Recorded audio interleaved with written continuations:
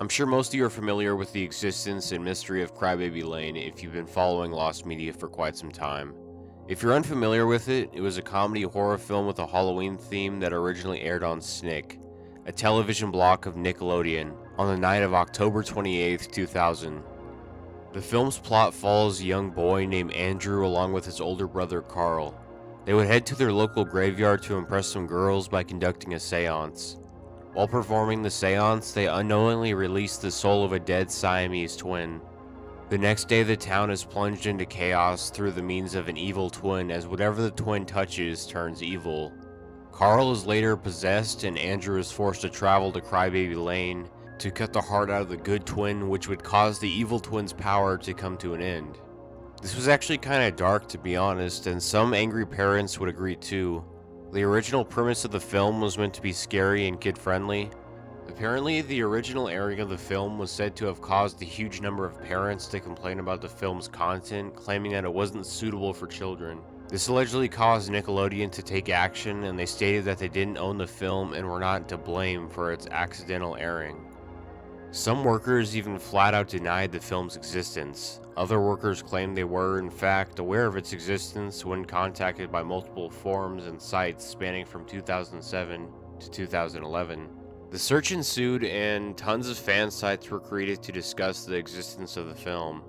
When Nickelodeon was contacted about Crybaby Lane, they of course denied knowing anything about the film, despite a large amount of evidence. Some Nickelodeon employees started spreading false information stating that it never aired on TV and that it was just a myth. They were doing all they could to sweep this under the rug, and they would have pulled it off if it wasn't for one Reddit user in 2011. A now deleted Reddit account by the name Fire Salad Peach claimed she had a bootleg VHS of the film recorded on the night of its original premiere. She claimed this in a thread on the subreddit r/todayIlearned. This comment brought a lot of attention, and she went on to release the film on a file sharing website and YouTube, attracting hundreds of curious viewers.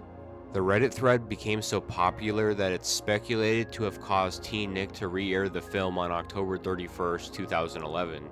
Nickelodeon played off the scary reputation the film got, and they proclaimed in advertising that it was Nickelodeon's dark secret, so scary it was banned from TV. Of course, this airing of the film revealed that Nickelodeon had the film hidden away all along.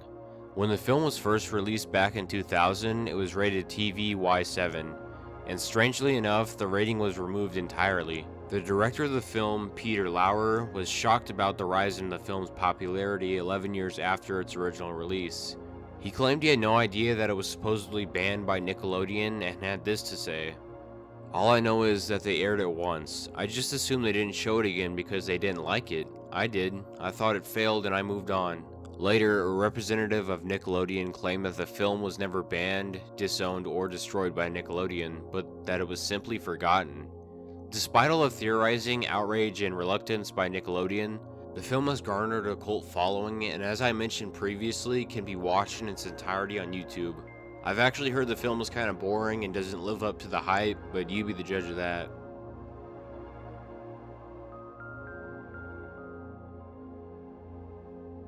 The Golem is a silent horror film released in 1915 in Germany. It was written, directed by, and starred Paul Wegener and Henrik Galeen. The film tells the story of a human-sized monster made out of clay in Prague who would protect the Jewish people from their persecutors. It is then brought back to life to be used as a servant. The Golem then falls for a woman who rejects it, causing it to go on a killing spree. That's about as much of the story I can talk about, as the film was lost shortly after its release. However, in 2007, footage from the film's first act was recovered, along with a couple minutes from the fourth act. Additionally, several sources claim that the prints still do exist. Elizabeth Bayer states in her book, The Golem Redux, From Prague to Post-Holocaust Fiction, that Donald Glut knows a European film collector who owns a copy. He did not source his claim, however, says Bayer. And that's about as much as I can give you for The Golem. It still remains lost to this day. Sleepaway Camp is an American slasher film released in 1983 and a cult classic amongst horror fans. It stood out for its notable low-budget, sleazy feel and a shocking twist ending. The film spawned 6 sequels, only 4 of which were finished and released. The first 3 movies are all missing music, but the first one was the only original that had music specifically made for it, consisting of 3 songs: Just What I've Been Looking For, Take a Chance, and Tonight You're Mine. The last 2 tracks do not exist anywhere outside of the movie, and there are no surviving recordings of them. All 3 songs were sung by Frankie Vinci and composed by him with his Casio keyboard and electric guitar. The first song I mentioned, Just What I've Been Looking For, is only intact because it was played over the credits and has been remixed once before. The second song I mentioned, Tonight You're Mine, is played once in the movie, but unfortunately you can barely hear it because it was drowned out by dialogue in a fight scene. You can hear an instrumental version of the song playing later on. The final song, Take a Chance, is the shortest of the songs and only plays in one scene. The 2 lost songs from the movie can be heard slightly better in a cheap Canadian DVD release by Legacy Entertainment. Although the version of the movie on DVD is of very low quality, it is completely uncut. The more common Anchor Bay version missing 2 short scenes and the sound mixing is slightly off, leading to more of the music being audible. On January 3rd, 2015, John Alton, who was the creator of the songs Sleepaway and Out of Control, which were used in the sequel, was about to release his first CD on the mentioned songs, fully restored in full length. However, he knew nothing of the whereabouts of the tracks from the first movie. Finally, on January 15th, 2015, the original master tape for the first film soundtrack was recovered. Take a listen.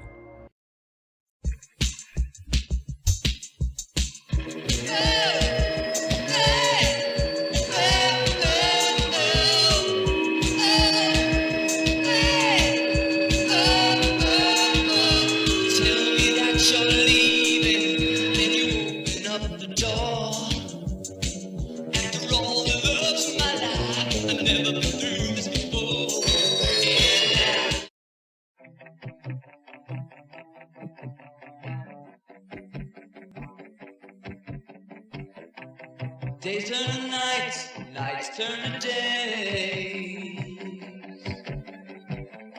Since I've met you up to another day.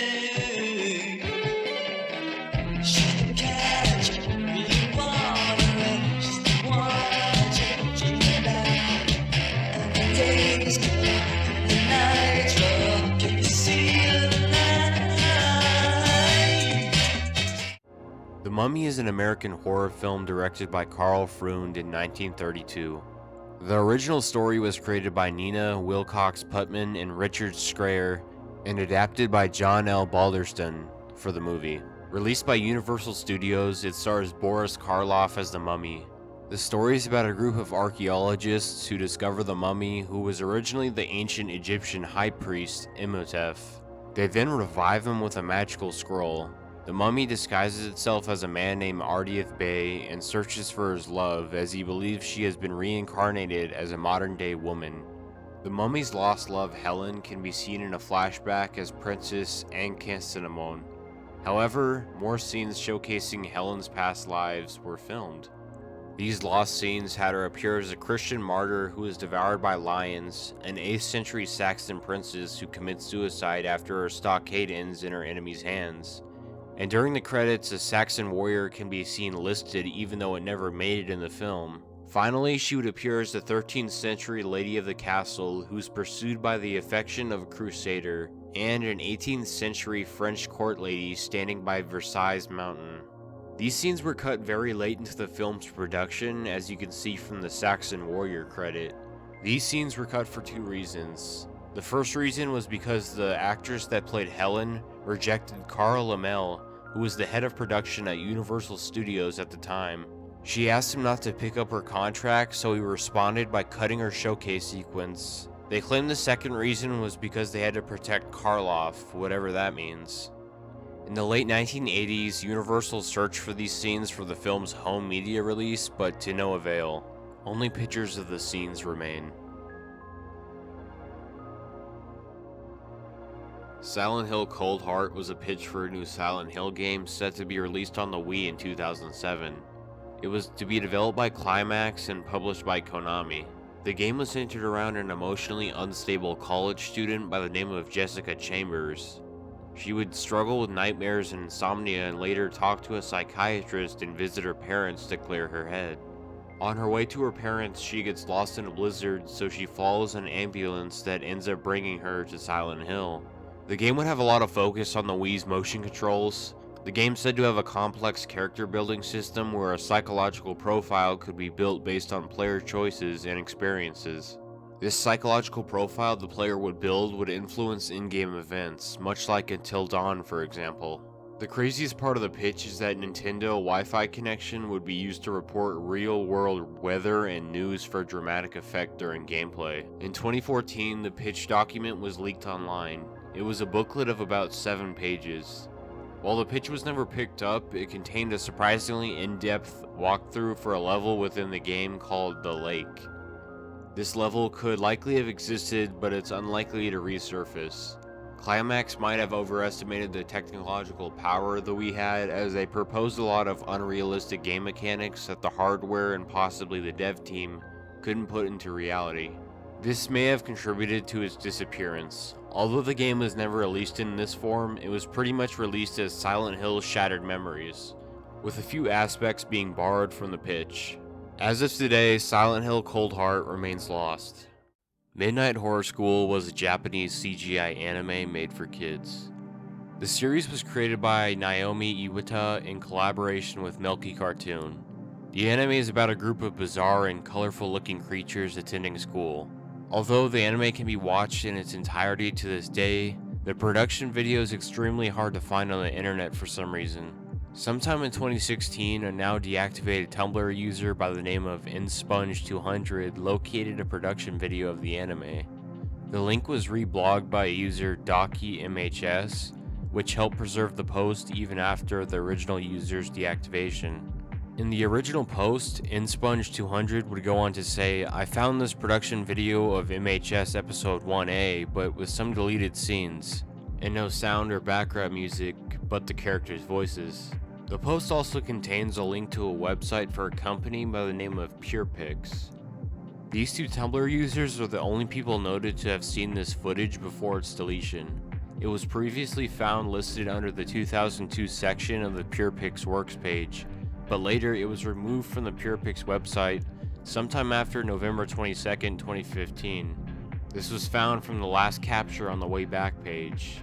The PurePix website is still publicly accessible to this day, but the Midnight Horror School page has since been removed from their portfolio. The production video could be found at a certain address, but when going there you would get met with a 404 error as it's no longer accessible.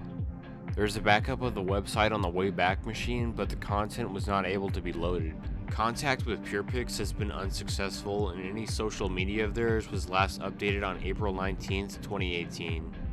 Finally, on January 16th, 2022, YouTube user SnowPicola97 uploaded the MHS production video, which is now available to be viewed on YouTube.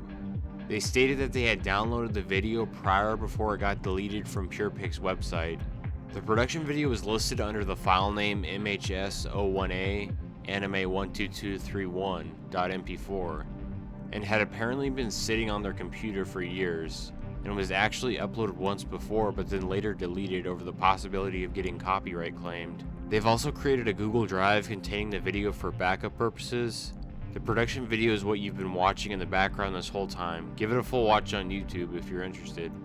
Labyrinth is the third game a part of the Horror Tour series and is a very rare release by Caravan Interactive, sometime from 1996 to 1998. The first game, titled Horror Tour, was available for the Sega Saturn and PC. The game would eventually come to the West under the name Zedis, Servant of Sheol.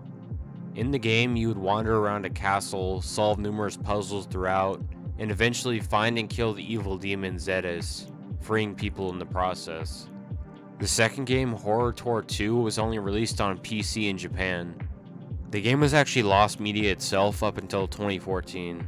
The second game was very different when compared to the first game, as the second game would have you escaping the castle, but Zedis has been revived by his evil followers. Gameplay-wise, it changed a lot from the first game as it was less puzzle-oriented and included a combat system, along with new areas to explore. You could achieve a good ending that would end on a cliffhanger where you would be transported to Zedis' labyrinth. Not much is known about the plot and gameplay of the third game, Labyrinth. The old website of Caravan Interactive claims the game has more than 20 puzzles and talks about a fairy girl named Ripple. The exact release date is not known, as the website page said 96, but the back of the cover seen on the Amazon Japan page says 98. Labyrinth was sold once on a Yahoo Auctions Japan in 2005. Moreover, a Japanese PC game seller claimed to have seen it multiple times before. Eventually, Labyrinth would be leaked on a mega folder titled Do Not Upload on a private torrent site.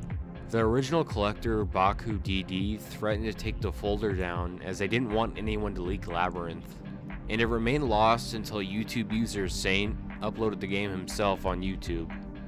Manhunt 2 is a survival horror game released in 2007 by Rockstar Games. The game focuses on the duo of Daniel Lamb and Leo Casper, who are trying to solve how Daniel, an amnesiac, ended up in the Dixmoor Asylum, all the while their connection to a shadowy organization called The Project, who is hunting them. Manhunt 2 offers a mix of stealth and very violent gameplay. Players would have to hold their breath in shadows as quick time events to avoid being spotted. You would also be able to kill your enemies in very violent ways using whatever makeshift weapons you could find. It was notorious for this kind of gameplay. While both games featured heavy levels of violence and gore, the second game specifically had to tone some things down to get it past several censorship bodies, most notably the British Board of Film Classification and the Entertainment Software Rating Board. Because of this, the original uncensored version of the game remained lost media for a while. The first Manhunt was released in 2003 and sold millions of copies, becoming a cult classic amongst fans. Even after its success, it was still highly controversial due to the amounts of violence. Rockstar employee Jeff Williams even stated that it caused immunity at the company over the game's icky gore. The game was even linked to the murder of a 14-year-old Stefan Pakira, but that was later disproven. Despite all this, it was a hit and remains one of Rockstar's most iconic titles. Due to the success of the first installment, a second game was set to be released in July 2007, but not without some pushback. Both the BBFC and the Irish Film Classification Office refused to give the game certification, banning Manhunt 2 in both Britain and Ireland, and if I'm not mistaken, it's still banned to this day. They of course justified their claim on the grounds of the extreme content. Other BBFC examiners would respond in a similar matter, most notably that of the press office manager Sue Clark, who noted in an IGN interview that the fact younger audiences could be viewing the game was a problem. This was instrumental in their decision, given that such a matter fit the potential harm remit of the Video Recordings Act of 1984, a piece of legislation that was put through during the video nasty scare of the 1980s. On top of all this, the ESRB also rated the game adults only, meaning it would be restricted to players 18 years old and older. This wasn't as commercially viable as, say, an M-rated game because most retailers wouldn't stock adult games, resulting in less money being made. Following this, Sony and Nintendo announced that they didn't allow such games on their systems, as the game was meant to be released on the PlayStation 2 and PSP consoles alongside the Nintendo Wii, effectively banning the game from the United States as well. With all this stirring the pot, Rockstar would make a response directed at the BBFC. We are disappointed with the recent decision by the British Board of Film Classification to refuse classification of Manhunt 2. While we respect the authority of the classification, we emphatically disagree with the particular decision. Manhunt 2 is an entertainment experience for fans of psychological thrillers and horror. The subject matter of this game is in line with other mainstream entertainment choices for adult consumers. Take-Two Interactive, Rockstar's parent company, would get involved and they would announce that Manhunt 2 would be pulled from release for the foreseeable future. This caused Rockstar to make numerous changes to the game to appeal to the boards. This included adding a blurring effect to all the kills to reduce their intensity and violence, removing certain types of executions, including those involving the weapons of wire cutters and pliers. In their cases, some plot and level-specific elements to their use remained, including some of those executions and using the pliers to cut through wire fences to progress further in the level. The obscuring of the use of pliers during a cutscene for the red light level, whereby they are used on the civilian's face. Removing innocent characters that the player could kill in the original version in their entirety. Removing the end-level scoreboards carried over from the first game, albeit Rockstar Games developer Hermonio Barrera stated in an MTV News interview, argued that such a change was more cosmetic than censorious, stating that it made the game flow better and was simply a holdover from the first game. After all this, the ESRB allowed the game an M rating, and the game would later be released to the States on Halloween during 2007. Unfortunately, the BBFC wouldn't budge and refused to certify the game. They even went so far as to claim the game's changes weren't significant enough. Legal battle ensued between the video's appeal company and the BBFC, and Rockstar was finally allowed to release the game on Halloween 2008 due to the BBFC's rejection of the game being overturned by a 4-3 vote. The BBFC would later certify the game with an 18 certificate, but said that it contained very strong bloody and sadistic violence, and stressed that it was entirely unsuitable for anyone below this age. Once the dust settled, Rockstar announced in 2009 that they would release the uncensored version of the game through the online direct-to-drive game store, with it receiving an adult-only rating and being released in November 2009. However, this version was later removed in 2011 once GameFly bought direct-to-drive, and they also refused to stock adult-rated games. The uncensored version of the game then became Lost Media for several years beyond playthroughs of it online. In March 2022, however, the archive.org user Scheme Master released the original uncut version, available to download at any time. The video in the background that's been playing is Manhunt 2 Uncensored in its entirety. Before gaining massive success with Five Nights at Freddy's, Scott Cawthon was very obscure and underground. He made animations such as Bird Village and Mush Snail. He also made video games like Stellar Gun and Legacy of Flan. On February 6, 2013, he released an electronic horror book titled The Tearing, with it being his first known horror project before Five Nights at Freddy's in 2014. He would write stories and often post them under pseudonyms and went by the name Michael Parsons for The Tearing. While mostly everything about this book is scarce, there's been a synopsis of it found on a site called generalebooks.com. The website has since gone under, but the synopsis was preserved by Reddit user MSJW in 2016, and it reads as follows. Timothy has been quietly waiting at the orphanage for several months now, a place where children are kept while their mothers decide their fate.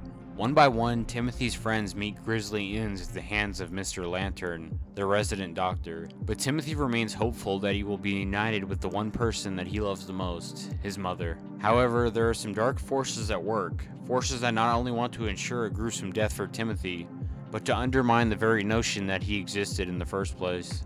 Outside of its synopsis and cover, very little is known about the book, and due to there being no ISBN for it, it's likely that it was self-published. Additionally, the only known place where it was available was the previously mentioned generalebooks.com. Although since it's gone defunct, it is no longer accessible and no archives of its listing have resurfaced. There are no other known websites where the book was available either. We're all familiar with the 1981 cult classic horror movie Friday the 13th Part 2. It ended up being submitted to the MPAA, being given each time an X rating. But did you know 48 seconds of violent shots were subsequently trimmed for the theatrical release? In addition, at least 2 scenes were shot but never included in the final cut of the film. To go into detail, the MPAA cut multiple things for starters. An additional close-up of the head in Alice's refrigerator was cut. Additionally, Alice's death scene was a lot longer and more graphic, showing an ice pick exiting through her face. Crazy Ralph's death lingers longer as he slowly dies from being strangled. The scene where Jason kills a policeman is extended. The slit throat effect for Scott was considerably longer with a lot more bloodletting. Mark's death shows the initial impact of the machete hitting his face before he falls backwards in his wheelchair. Perhaps most infamous of all, the double impalement scene originally showed a spear penetrating both Jeff and Sandra in graphic detail. A still on the scene was published in Fangoria before the movie was released and later used as the picture on the back cover of a VHS release. The uncut footage shows the impact of the spear, more reaction shots, and much more gore effects. Vicky's death shows more footage of her leg wound and lingers longer on her dying. The uncut shots ends with the camp panning over to Jeff's corpse. It doesn't stop there, as some additional scenes were cut, as well as including the end of the movie where the mummified head of Jason's mom opens her eyes and smiles in a freeze frame before the credits roll. This was cut as director Steve Miner decided it lessened the movie's impact. Actress Marta Kober, who played Sandra, had lied about her age before filming a sex scene that involved full frontal nudity. When Paramount discovered this, her sex scene was severely trimmed.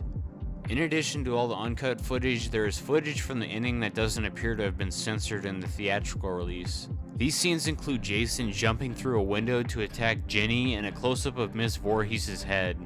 On September 2nd, 2020, Scream Factory unveiled the full extent of the bonus features on their complete Friday the 13th collection Blu-ray box set, which mentioned the deleted gore footage from the Friday the 13th Part 2. The footage originated from a VHS tape owned by the film's special effects artist Carl Fullerton, who wanted to preserve his work in light of the heavy MPAA censorship. Fullerton asked the editors to compile the cut footage into a VHS transfer for his portfolio. It was reported that the tape had been screened over the years but was currently unplayable and had to be baked to transfer the footage. While it did not have a soundtrack, the footage still retained its quality over the years. Finally, on October 13th, 2020, the Friday the 13th Blu-ray box set was released, rendering the formerly lost scenes found. The box set is currently available to purchase from Screen Factory's website along with numerous other shopping websites.